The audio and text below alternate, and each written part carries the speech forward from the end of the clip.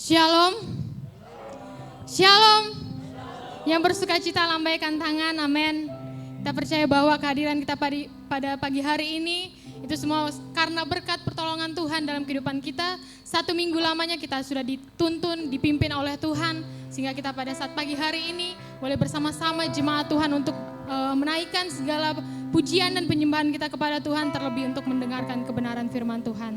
Puji Tuhan, mari kita mengambil satu teduh sejenak.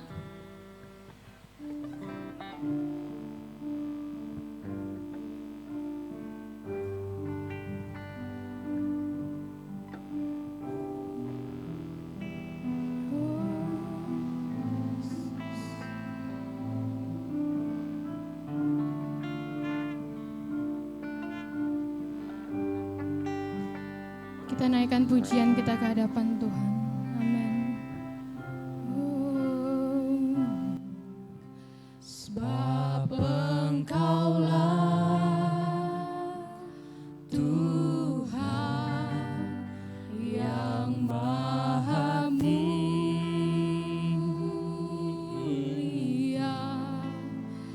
Kau ditinggikan dari segalanya. Sebab Engkaulah Tuhan yang Maha Tinggi,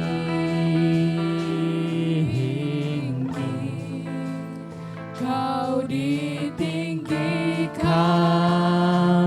dari segalanya. Sebab Engkaulah, saya undang jemaat untuk bangkit berdiri semua. Sebab Engkaulah Tuhan yang Maha Tinggi,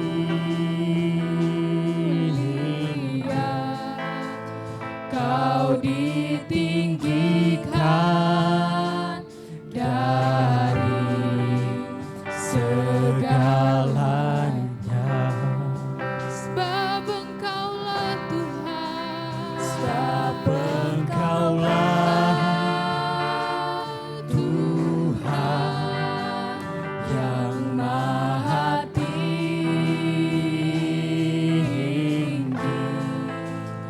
Kau ditinggikan dari segalanya. Kami sembah, Kau ku sembah, Kau ku sembah, Kau ku sembah,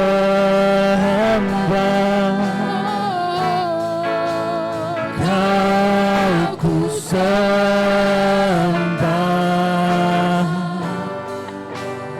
oh Tuhan, Kau ku sembah, Kau ku sembah, Kau ku sembah,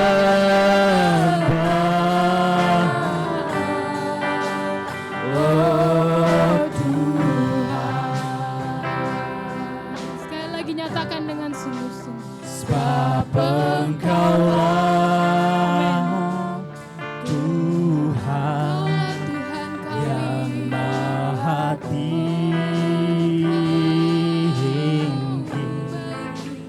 Kau ditinggikan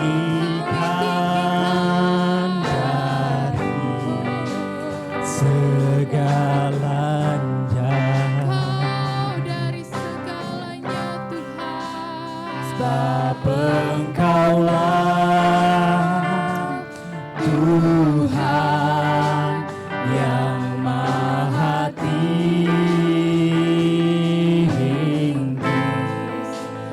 Kau ditinggikan dari segalanya.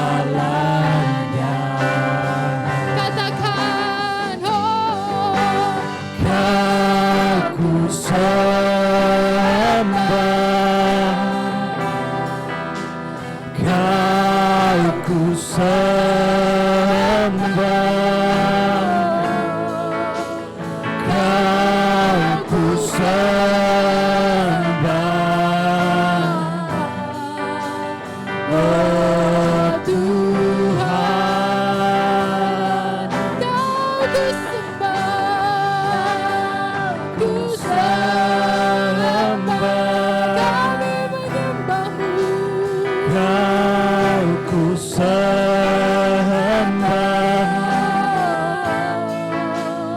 Kau ku sembah,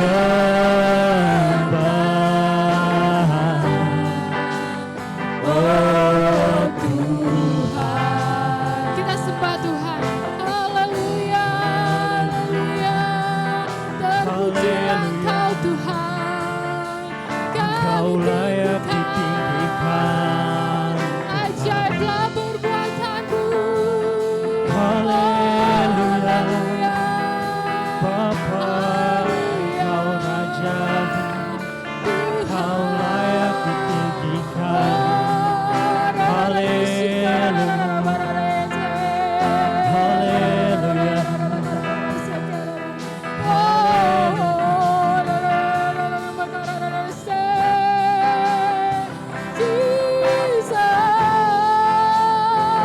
Jesus, kami sembah.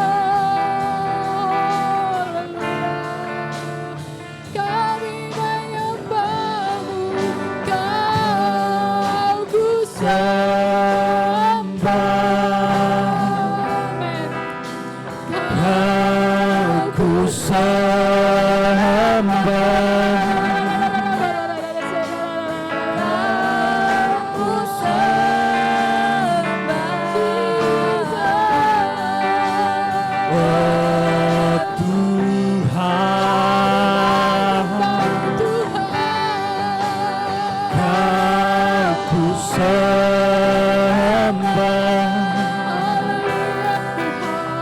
Kau ku sembah,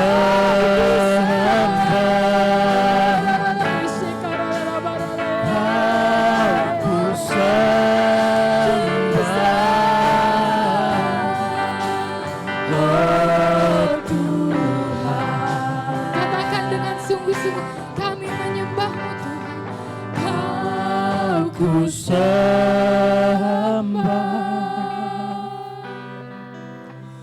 Kau ku sembah,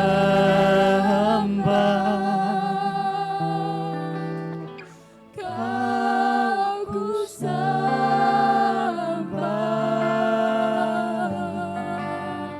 oh Tuhan.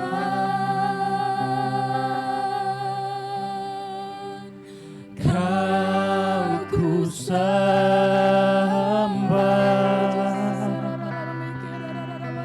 Kau ku sembah,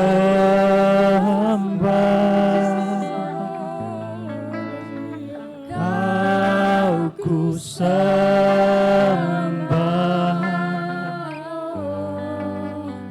oh Tuhan. Kau ku sembah. Kau ku sembah, Sungguh-sungguh kami menyembahmu Tuhan. Kau Kami ku datang sembah, Rabi setiap kami Tuhan. Kau ku sembah,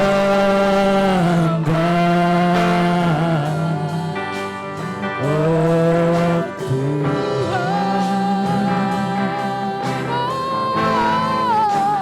Kau ku sembah,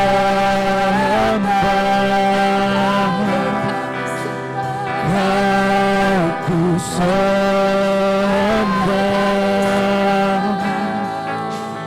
Kau ku sembah,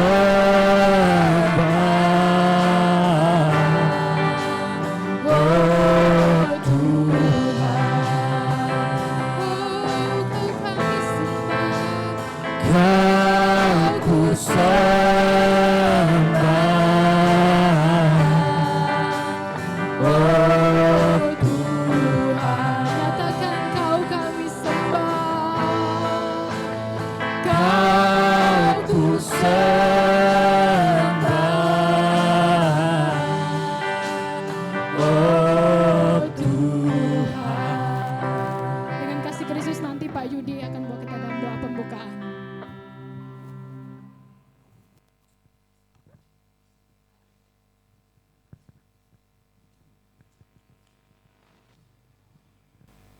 Kami melayangkan pandangan kami ke atas gunung, bukit, dan lembah. Namun dari manakah pertolongan kami ya Tuhan? Ya, pertolongan kami datangnya daripada Tuhan yang menjadikan langit dan bumi serta segala isinya. Biarlah jadi bagi ibadah kami pagi hari ini di dalam Yesus Kristus Tuhan anaknya yang tunggal. Amin. Dan mari kita siapkan hati dan pikiran kita biar seluruh hati, mata, telinga tertuju kepada Tuhan. Amin. Kita merindukan Tuhan hadir dalam kehidupan kita. Kita merindukan Dia mengurapi setiap kita biar rohnya bekerja terus dalam kehidupan kita. Amin. Katakan, Tuhan aku rindu, Tuhan aku siap, penuhi aku dengan roh-Mu, ku rindu lawatan-Mu. katakan sekali lagi, Tuhan aku rindu. Tuhan aku rindu,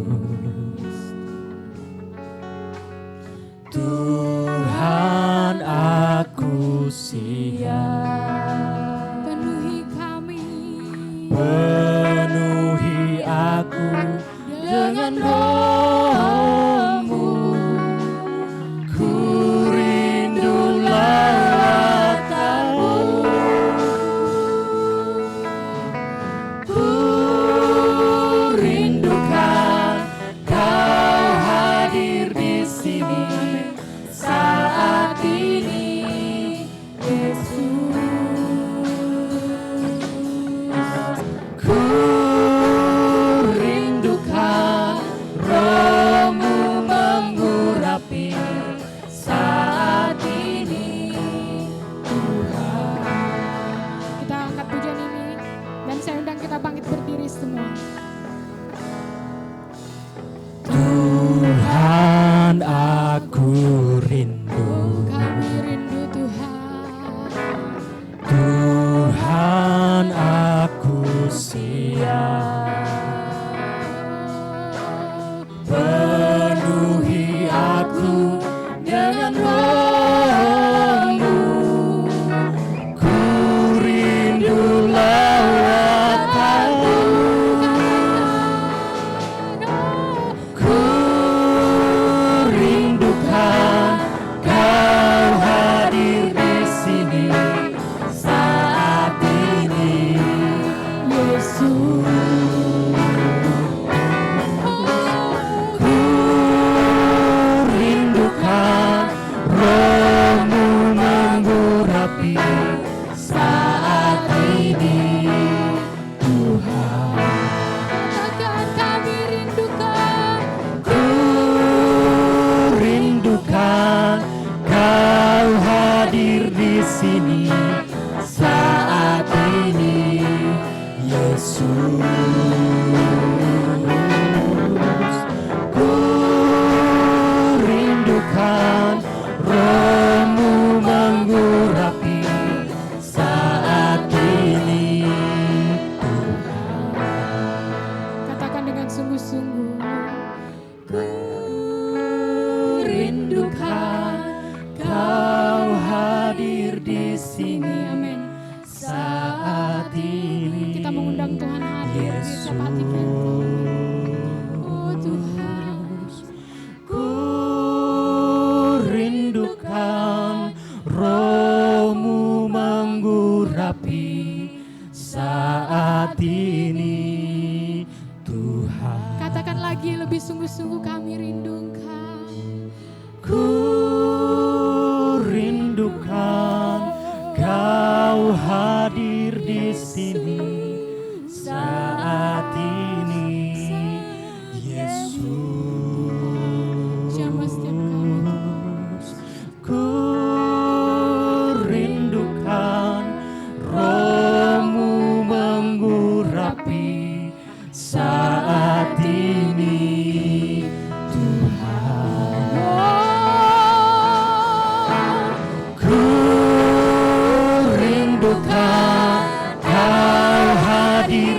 sini saat ini, Yesus. Terima kasih Tuhan. Ku rindukan Roh-Mu menggurapi saat ini, Tuhan. Ku rindukan, Ku rindukan Kau hadir di sini saat ini, Yesus. Ku rindukan Roh-Mu mengurapi saat ini, saat ini Tuhan. saat ini, Tuhan. Urapi kami saat ini Tuhan. Saat ini,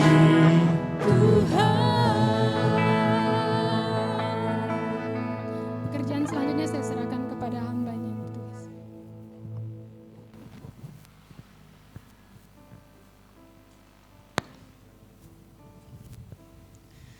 Jemaat Tuhan, mari kita tundukkan kepala, kita berdoa. Hati yang tertunduk, tangan yang tengadah ke atas, mata yang tertuju kepada Tuhan, mengharap belas kasihan, agar benih firman Tuhan yang ditaburkan pagi hari ini bertumbuh subur dalam kehidupan kami, dan kami menghidupinya hari demi hari. Ya Tuhan, saat ini raga dan seluruh jiwa kami siap duduk bersimpu di hadapan-Mu, mendengarkan denyut jantung hati Tuhan melalui kebenaran firman-Mu. Tolonglah kami agar kami sungguh dapat memperhatikan dengan sebaik-baiknya dan meletakkan seluruh pergumulan kami di belakang. Dan kami percaya ketika kami keluar dari tempat ini, kami cakap menjalani kehidupan dan seluruh pergumulan kami di belakang ini. Terima kasih Tuhan, kami siap mendengarkan firman-Mu. Demi Yesus Kristus kebenaran itu kami berdoa. Amin. Silakan duduk Ibu Bapak dan dikasih oleh Tuhan.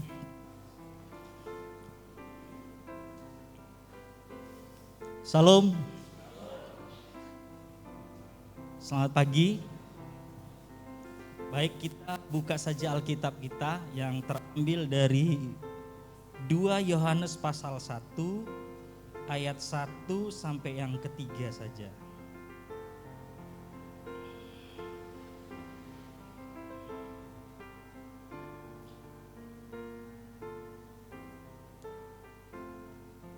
Kita baca silih berganti ya. Mulai dari saudara, berikut saya yang ayat kedua. Ayat yang ketiga kita baca secara bersama-sama. 2 Yohanes pasal 1 ayat 1 sampai yang ketiga. Demikianlah firman itu. 1, 2, 3.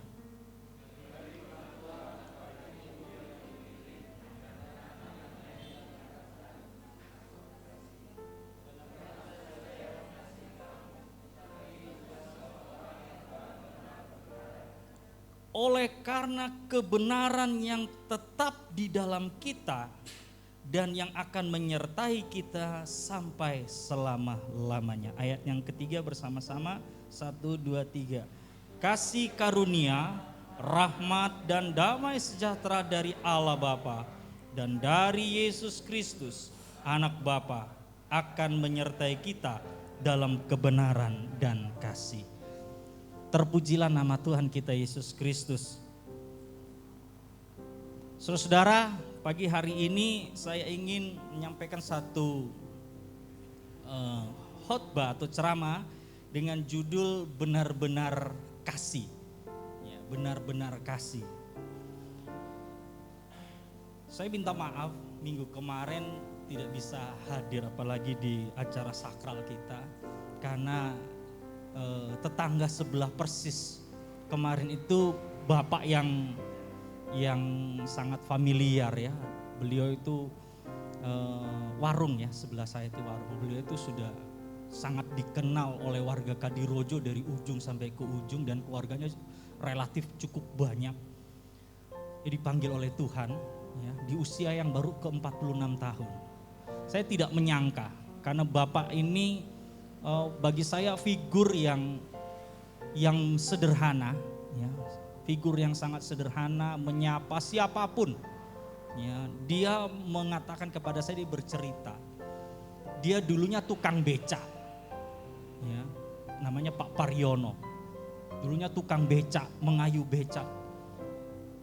Kemudian ada modal sedikit buka warung yang sampai saat ini cukup legend ya di Kadirojo itu ya, cukup banyak, hampir banyak jadi rujukan ya teman-teman dari Kadirojo maupun dari desa yang sebelahnya. Bahkan para perumahan-perumahan yang cukup besar itu yang di sebelah desa kami itu rata-rata yang jadi langganannya itu beliau ya. Saya melihat sosok itu orang yang benar-benar menurut konteks Kristen ya, sungguh menerapkan apa yang namanya kasih itu ya. Mungkin sekilas kalau melihat beliau, mungkin beliau tidak pernah mengenal, tahu tentang ajaran kekristenan.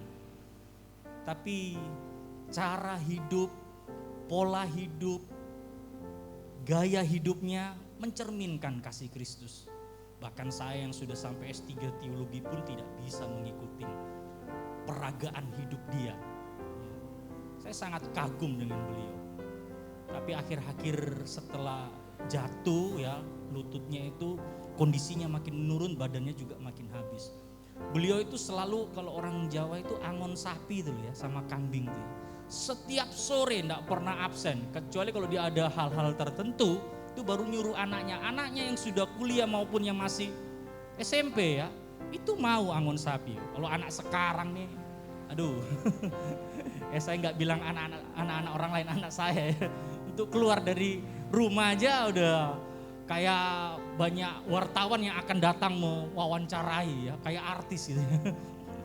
Tapi saya salut dengan beliau. Ya. Dia tidak ada mungkin pelajaran khusus mendidik anak. Ya, seperti saya harus buka-buka buku, gimana didik anak yang baik ya. Tapi beliau bisa melaksanakan yang menurut konteks Kristen itu berjalan seirama, sama persis. Luar biasa, anak yang sudah kuliah itu loh, masih mau angon sapi itu ya, angon wedhus itu masih mau. Di zaman yang begitu modern ya, di tengah-tengah perumahan yang banyak itu, nungguin sapi makan gitu ya, termasuk bapak itu. Tapi beliau terkena paru-paru akut dia, menurut diagnosa dokter. Istrinya sangat terpukul dengan kepergian beliau. Dan saudara tahu pada saat layatan itu, dari malam pertama itu sampai dengan hari terakhir kami, apa itu biasanya kenduri ya, hari yang ketujuh itu volume manusia ya, tidak pernah berhenti, padat sekali. Ya sekilas itu seperti menggambarkan bagaimana pergaulan beliau di tengah-tengah masyarakat ya. Ya itu nggak usah diambil contoh banyak-banyak. Padahal udah tahu nih pandemi ya, tapi orang yang datang itu luar biasa. Sampai jadi yang mengatakan ini bukan hanya saya punya tetangga seorang guru besar di UNY, Prof. Suroso ya, tetangga kami di sana itu. Prof. Suroso itu salah satu pelanggannya.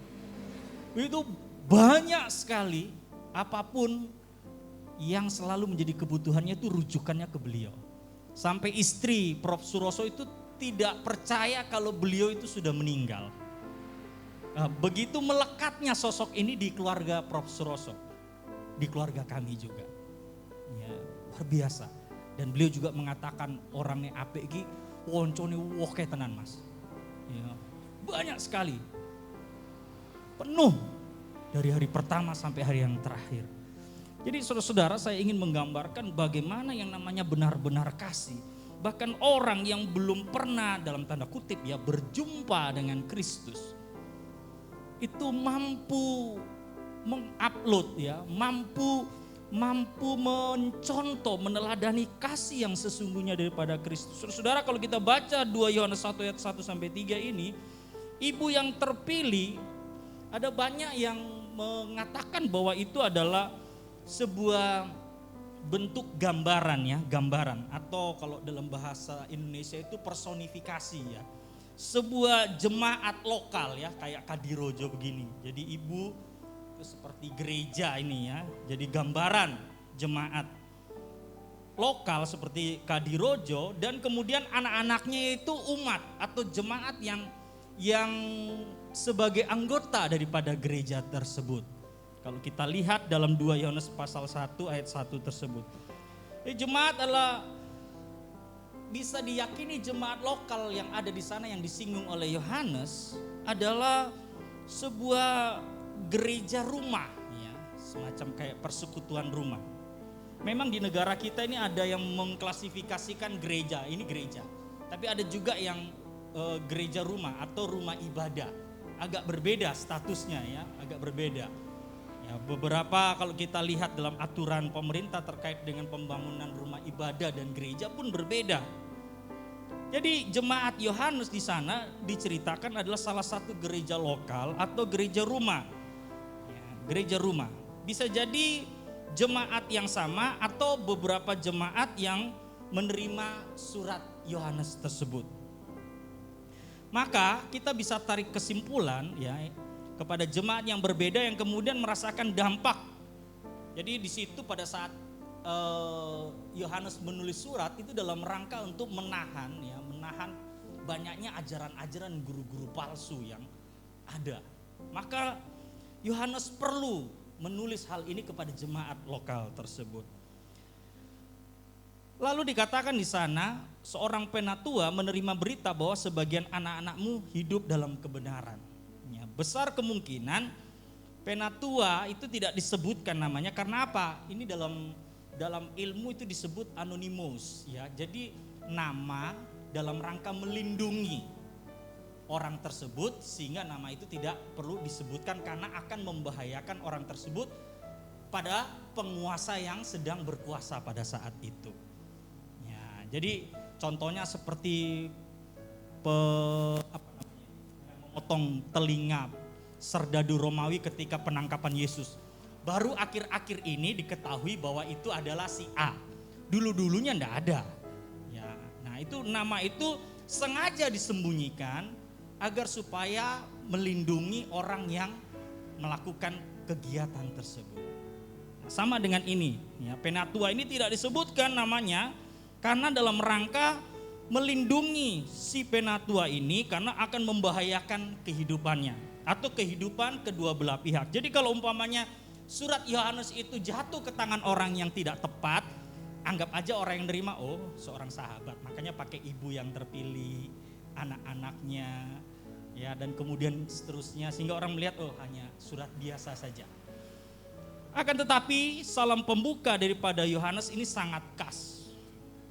Pertama, Yohanes menyelipkan kata rahmat sesudah kasih karunia. Mengapa demikian? Kedua kata ini ingin menyatakan kasih Allah, kasih karunia atau anugerah ya, bagi orang yang berdosa dan tidak layak. Rahmat atau belas kasihan bagi yang miskin dan tak berdaya. Bisa dipahami ya. Jadi kalau kita pahami kedua kata ini itu menggambarkan kasih Allah. Kasih karunia yang pertama tadi itu anugerah buat orang yang berdosa. Ya, orang yang tidak layak. Berikutnya baru rahmat. Rahmat itu belas kasihan buat orang yang miskin, papa, marginal dan tak berdaya. Jadi orang itu pertama-tama kasih karunia itu diberikan kepada orang-orang yang berdosa. Orang-orang yang tidak layak menerima kasih karunia tapi kemudian dilayakkan. Janjane ora entuk. Tapi karena kebaikan Tuhan, kebaikan orang si pemberi kasih karunia, akhirnya kamu dapat pengampunan dan kehidupan. Baru sesudah itu dibawa kepada rahmat. Rahmat itu pemberian dari yang kuasa kepada orang-orang yang miskin, tak berdaya, marginal, korban pembulian dan seterusnya. Nah, itu diberikan rahmat, namanya rahmat. Jadi rahmat dengan kasih karunia agak berbeda ya, anugerah. Maka disebutkan bagian yang pertama. Kedua,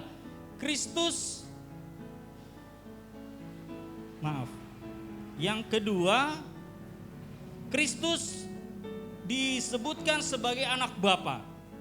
Ini yang ditekankan Yohanes adalah kristologinya atau ajaran tentang Kristus. Ajaran tentang Kristus. Manusia Yesus itu bukan hanya seorang Mesias. Ya, bukan seorang Mesias, akan tetapi anak Allah. Ya, ini kadang-kadang dipahami secara harafiah, secara letterlek. Ada anak Kalimantan di sini? Ada anak Sulawesi? Oh, ini anak Kalimantan begini-gini. Apakah Mbak ini lahir dari Pulau Kalimantan? Tentu saja tidak, bukan? Anak Kalimantan itu menyatakan dirinya adalah asal usulnya. Anak Allah bukan berarti Allah Bapa melahirkan anak. Di mana-mana yang melahirkan itu ibu, bukan bapak. Jadi kalau ada ajaran atau ada serangan kepada orang Kristen, orang Yesus itu kok dilahirkan dari bapak, di mana itu bukan ajaran kita ya. Jadi nggak perlu tersinggung ya. Jadi saudara jangan buru-buru emosi dan tersinggung. Karena bukan itu ajaran kekristenan. Ya, ajaran kekristenan bahwa Bapa Yesus lahir dari Bapa itu menunjukkan asal usulnya. Ya.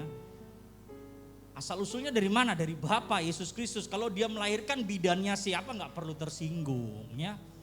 Itu bukan kita, bukan Kristen yang disangkakan. Ya, jadi nggak perlu tersinggung, nggak usah baperan jadi orang Kristen tuh, santai aja. Kita udah berabad-abad menghadapi seperti ini ya. Nah, kita yang baru-baru lahir di abad ini, kadang-kadang mulai apalagi disediakan media sosial, nah, kita tidak perlu tersinggung. Jadi itu bukan Allah yang disangkakan. Allah kita itu Yesus Kristus yang lahir dari Bapa. Ya, di mana-mana lah anak itu lahir dari ibu, bukan dari Bapa. Jadi artinya lahir dari Bapa, diperanakan Bapa itu artinya menunjukkan asal usul dia itu dari mana. Nah, itu paham kristologi harus kuat kita di sini ya. Lalu dikatakan dengan mengulang kata dari di depan Yesus Kristus, Yohanes ingin menyatakan ya kata dari di kata Yesus Kristus di depan kata itu, kalau saudara perhatikan ya, itu menyatakan kesamaan, kesetaraan Yesus dengan Bapa. Bapa adalah anak, ya Yesus, anak atau Yesus adalah Bapa, menyatakan kesetaraan. Kesetaraan. Jadi lebih mudahnya ya kita bisa memahami bahwa Bapa Allah yang Maha Kuasa yang tidak terjangkau oleh manusia itu kemudian dia mengambil rupa agar supaya dia mampu dikenali, mampu dipahami oleh manusia di dalam diri Yesus. Ya, kita gak akan bisa dan tidak mungkin akan bisa memahami Sang Allah itu, kecuali Sang Allah sendiri yang kemudian memperkenalkan atau menyatakan dirinya kepada manusia sehingga kita bisa memahami, mengenalinya dengan baik. Allah yang tidak mampu dipahami itu kemudian menyatakan dirinya di dalam Yesus Kristus yang kemudian manusia bisa memahami sejauh manusia bisa memahaminya, atau sejauh Allah menyatakan dirinya kepada manusia. Itu penting ya. Jadi saudara-saudara, di sini dikatakan bahwa kesetaraan dan Bapa itu adalah sumber dari berkat. Jadi teks mengatakan bahwa tadi orang yang dapatkan kasih karunia anugerah itu buat orang-orang yang berdosa tidak layak. Kemudian rahmat itu diberikan kepada orang-orang yang miskin, papa, marginal, tidak berdaya. itu datangnya dari mana? Dari Yesus yang adalah Bapa, Bapa adalah anak, sumber dari segala berkat, kasih karunia dan rahmat. Nah, gitu ya. Jadi ini dari mana? Dari sana. Ini dari mana? Dari sana. Ini siapa? Ini Yesus. Dari mana asal usulnya? Dari Allah, Sang Bapa. Menyatakan kesetaraan untuk bisa memberikan ini semua. Memberikan kehidupan yang kekal, kasih karunia, anugerah buat orang-orang yang tidak layak dan berdosa. Dan memberikan rahmat buat orang-orang yang miskin, papa, marginal, tidak berdaya. Diberikan. Itu ya, penting tuh. Baru yang ketiga.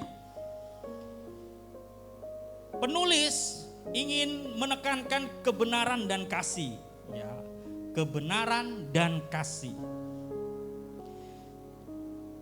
Dua ciri utama kehidupan Kristen, ya, kebenaran dan kasih. Akhir-akhir ini kata kebenaran itu selalu diklaim orang masing-masing. Bahkan sebuah kesalahan, sesuatu yang keliru itu kalau terus menerus diulang-ulangi, lama-lama dipahami menjadi sebuah kebenaran. Nah, kita ini sudah masuk di dalam yang namanya post-truth, pasca kebenaran, ya. Lama-lama yang diomongke, kok salahnya kae kok yo. Sudah tahu ini laki-laki kan nggak boleh atau nggak bisa lihat perempuan dengan baju yang seksi, ya jangan salahkan orang yang kemudian berbuat asusila lah. Kalau itu yang diomongke terus jadi lama-lama jadi bener kan? Ya dasar memang isi kepalanya yang nggak bener ya kan?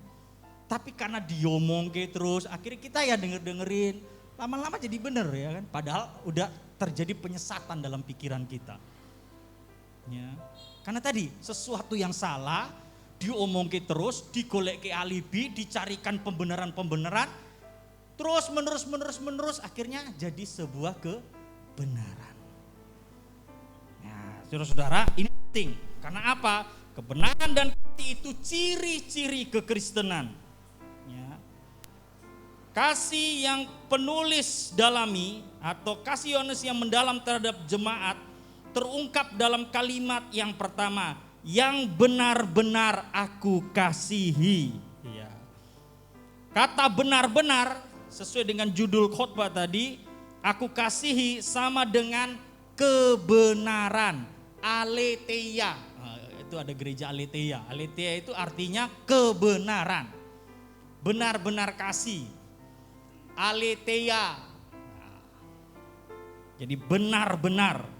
Yang disebutkan ada 4 kali dalam ayat 1 sampai yang ketiga itu.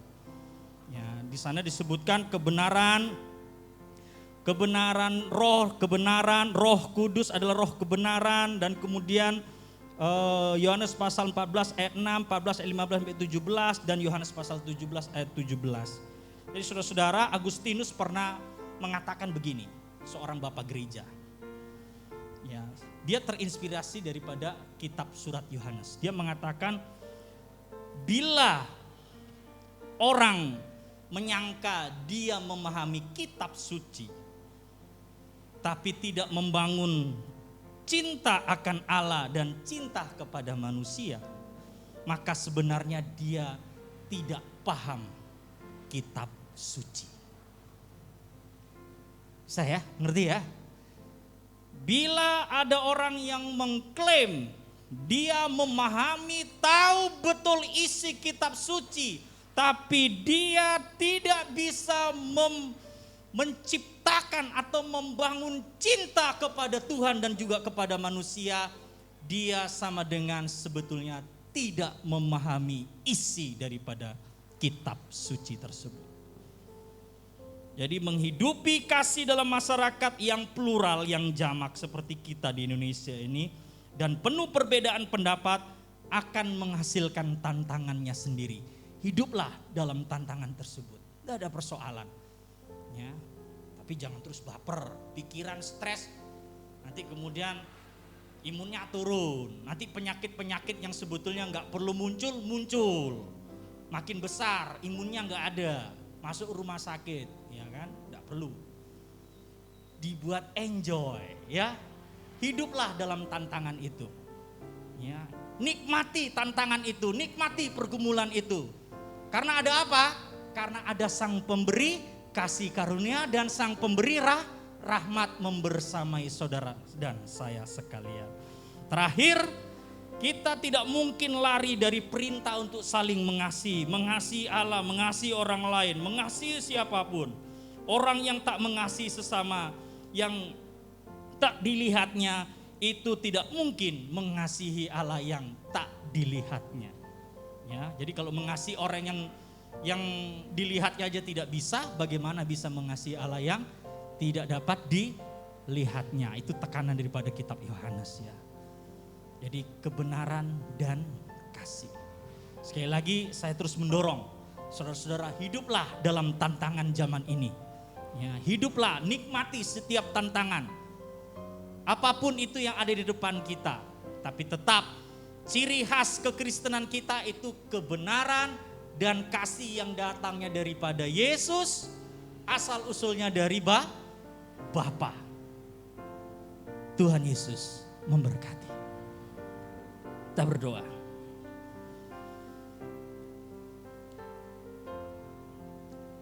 Bapa, hamba-Mu tidak sanggup untuk bisa menyampaikan kebenaran ataupun isi hati-Mu kepada jemaat sekalian. Tapi hamba berdoa, roh yang sudah berdiam dalam diri kami masing-masing bersemayam, bertahta di dalam hati dan pikiran kami. Itu yang akan menyempurnakan dalam setiap kehidupan kami yang penuh tantangan ini. Kehidupan yang nyata maupun di dalam kehidupan dunia maya. Kami percaya Tuhan menolong setiap kami agar supaya kami sungguh-sungguh hidup dalam kebenaran dan kasih yang asalnya daripada Tuhan Yesus Kristus sendiri. Mampukan kami Tuhan menghadapi, menjalani kehidupan ini. Bawa kami ke dalam perjalanan rohani yang lebih dalam lagi bersama Tuhan. Untuk bisa mencerminkan, memperlihatkan kebenaran dan kasih itu kepada sesama kami. Baik yang ada di depan, di belakang, di samping kanan dan kiri, maupun di atas dan bawah kami. Terima kasih Tuhan. Kami terima firman-Mu dengan penuh ucapan syukur, seraya bersyukur kepada Tuhan. Amin.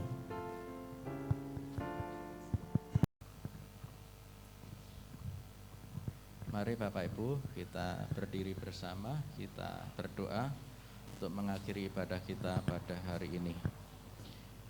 Bapa kami yang ada di surga, terpujilah nama-Mu, kami sungguh bersyukur karena Tuhan telah menolong kami di dalam kami beribadah kepada Tuhan pada hari ini. Kami bersyukur di dalam ibadah ini kami boleh memuji, menyembah, memuliakan Tuhan. Kami boleh memberikan persembahan kami kepada Tuhan. Kiranya apa yang kami perbuat dalam ibadah ini sungguh-sungguh menyenangkan hati-Mu. Dan kami mohon kiranya ibadah kami Kau terima di hadapan-Mu, sehingga menjadi dupa yang harum di hadapan Tuhan. Kelak di kemudian hari pada saat kami pulang menghadap Tuhan, Engkau memperhitungkan semua dan apa yang kami perbuat di dalam ibadah kami. Terima kasih Tuhan. Sebelum kami berpisah satu dengan yang lain, kami menaikkan doa syafaat kami. Kami berdoa bagi bangsa negara kami. Kami memohon kiranya kasih karunia, penyertaan Tuhan, pertolongan Tuhan, pemulihan kiranya akan Tuhan kerjakan di tengah-tengah kehidupan bangsa negara kami, khususnya di dalam menghadapi pandemi COVID-19 yang belum berakhir. Kami mohon kiranya pertolongan Tuhan Engkau nyatakan. Kami berdoa bagi pelaksana gugus tugas penanganan COVID-19 baik di tingkat pusat sampai ke daerah-daerah. Tuhan tolong, Tuhan memberkati, sehingga melalui berbagai macam usaha pemerintah bangsa negara kami, dari tingkat pusat sampai ke daerah-daerah, bahkan sampai kepada RT RW, semua himbauan berkaitan dengan COVID-19 dapat dilaksanakan, sehingga kami berharap, berdoa Tuhan pulihkan negeri ini, Tuhan pulihkan keadaan bangsa negara kami, sehingga pandemi ini akan segera berlalu. Nama Tuhan semakin kami tinggikan, kami muliakan di dalam kehidupan kami. Kami berdoa Tuhan untuk berbagai macam situasi kondisi yang terjadi di negara kami mohon kiranya Tuhan tetap memberkatinya. Kami juga berdoa Tuhan buat kehidupan umat-Mu, jemaat-Mu yang ada di GKI Kadirojo ini. Tuhan berkati setiap pribadi, Tuhan berkati setiap rumah tangga yang ada, sehingga himpunan persekutuan warga jemaat GKI Kadirojo akan tetap dalam naungan Tuhan, akan tetap hidup di dalam kasih Tuhan. Sebagaimana Engkau ajarkan kepada kami melalui firman-Mu yang sudah Engkau sampaikan kepada kami melalui hamba-Mu. Terima kasih Tuhan, kami juga berdoa menyerahkan seluruh aktivitas kehidupan jemaat-Mu usai ibadah ini, Tuhan senantiasa memberkatinya.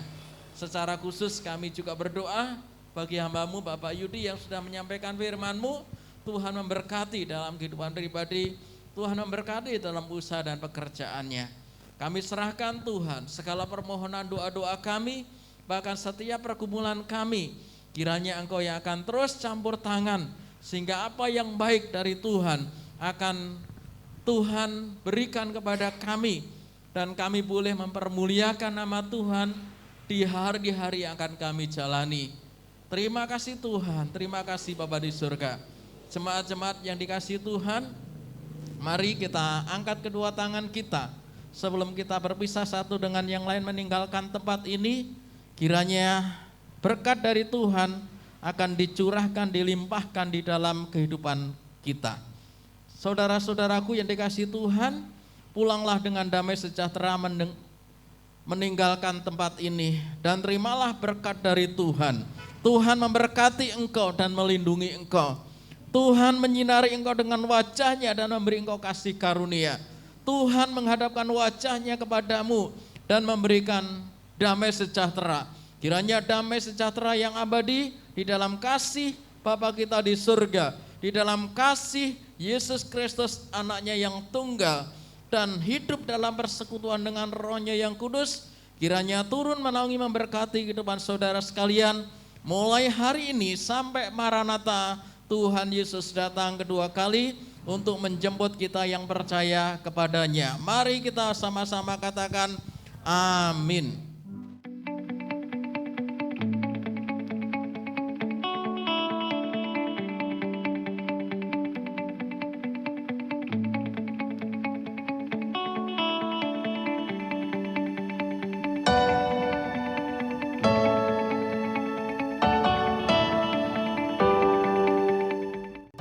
Shalom Jemaat Tuhan GKI Makedonia Kadirojo. Apa kabar? Saya harap Jemaat Tuhan sehat selalu tanpa kekurangan sesuatu apapun. Dan selamat datang kepada para jemaat yang baru pertama kali beribadah di tempat ini.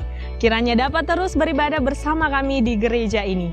Berikut warta jemaat Minggu 30 Januari 2022. Firman Tuhan akan dilayani ibadah pertama oleh Bapak Pendeta Petrus Suryadi, ibadah kedua oleh Bapak Intias Setiawan. WL akan dilayani oleh Saudari Monica. Singer akan dilayani oleh Saudari Tresya dan Saudari Intan. Keyboard akan dilayani oleh Saudari Kesha. Gitar akan dilayani oleh Saudari Nesti. Bass akan dilayani oleh Saudara Ayub. Drum oleh Saudara Gary. Operator LCD akan dilayani oleh Saudari Sela.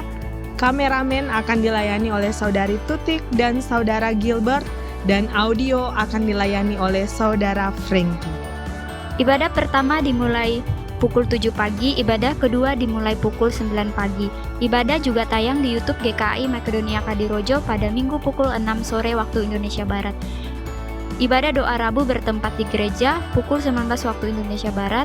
Ibadah pemuda Sabtu bertempat di gereja pukul 18 waktu Indonesia Barat. Berikut laporan keuangan 16 Januari 2022. Persembahan berjumlah Rp416.000, perpuluhan NN Rp400.000, jumlah Rp816.000. Persembahan Natal dan Paskah berjumlah Rp250.000. Demikian warta jemaat minggu ini. Sampai jumpa minggu depan. Selamat hari Minggu, Tuhan Yesus memberkati.